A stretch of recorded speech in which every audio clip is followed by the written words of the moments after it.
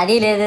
పైగా నా విగ్రహాన్ని కొనడానికి పెళ్లి సంబంధాల్లో పిల్లని చూడడానికి వెళ్ళినట్టు పలోమను 10 మంది వెళ్తారు. అందులో ఒకడికి ఆ బొమ్మ నచ్చిందని, ఇంకోటికి ఈ బొమ్మ నచ్చిందని. నా కర్మ ఏంటంటే అక్కడ ఉన్నవన్నీ నా బొమ్మలే. మళ్ళీ తీరా 10 మందికి ఒక బొమ్మ నచ్చాక అమ్మేటోడు అలుసుగా తీసుకొని 10,000 15,000 అని బాంబు పేలుస్తాడు. ఎందుకురా బాబు ఇంత రేట్ అంటే కలకత్తా నుంచి తెప్పించాం అంటాడు. నాకు అర్థం కానిది ఏంటంటే ఎక్కడైతే నేను కలకత్తా నుంచి అయితే నాకన్నా మొనగాడు వస్తాడా, అక్కడ కూడా నేనే కదా. ఇలా నన్ను బజార్లో పెట్టి బేరం ఆడి నా మొహానికి ముసుగేసి వ్యాన్ ఎక్కిస్తారు. ఆ వ్యాన్ డ్రైవర్ గాడు నేనున్నానని కూడా చూడకుండా ఏదో ఆలోచించుకుంటూ డ్రైవ్ చేస్తా గతకల్లో గబ్బి గుబ్బి అని తించేసి నా కాల్లో చెయ్యి ఇరగొట్టేస్తాడు. ఈ విషయం చందాలు ఇచ్చిన చిన్నోళ్ళకి తెలిస్తే మళ్ళీ ఇరిగిపోయిన బొమ్మ పెట్టకూడదని ఏ బొమ్మ రాసి కవర్ చేసేస్తాడు. సరేలే జరిగిందేదో జరిగింది, నా భక్తులే కదా కూల్ బ్రో అని చిల్లయ్యే లోపు నన్ను పందిర్లో పెట్టి ముసుగు తీసి నాకన్నా పొడుగున్నే సౌండ్ బాక్సులు 2 నా చెవులు పక్కన పెట్టి డీజే గణేష్ బ్రో అని చెప్పి నా పాటలను కూనీ చేస్తారు. సరేలే పిల్లలు కదా ఇప్పుడు కాకపోతే ఎప్పుడు ఎంజాయ్ చేస్తారు, కాసేపట్లో పూజ స్టార్ట్ చేస్తారని వెయిట్ చేస్తా ఉంటే ఆ 5 రూపాయల వ్రతకల్పన బుక్ చూస్తే